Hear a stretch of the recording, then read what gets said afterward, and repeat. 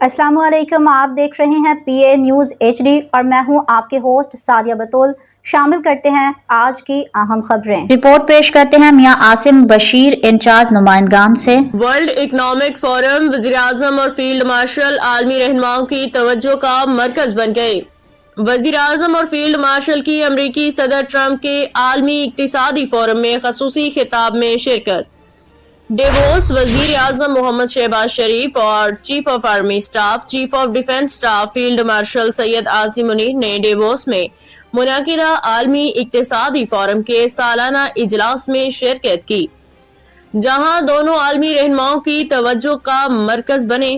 जराये के मुताबिक वज़ीर-ए-आज़म और फील्ड मार्शल ने इजलास के दौरान गैर रस्मी और खुशगवार मुलाकातें की, मुख्तलिफ आलमी रहनुमाओं के साथ दोस्ताना ताल्लुकात को फरोग दिया। इन मुलाकातों में अजरबैजान के सदर इल्हाम अलीयेव और अमेरिका के secretary of state Marco Rubio, Saudi Arab के वजीर खारजा शहजादा फैसल बिन फरहान अल सऊद शामिल थे। जराये ने बताया कि फोरम में शरीक रहनुमाओं से वज़ीर-ए-आज़म और फील्ड मार्शल की गैर रस्मी मुलाकातों के दौरान मुस्कुराहटों के तबादले और गर्मजोशी देखने में आई। न्यूज़ स्टूडियो से अब तक के लिए इतना ही। मज़ीद खबरों और अपडेट्स के लिए देखते रहिए PA न्यूज़ HD।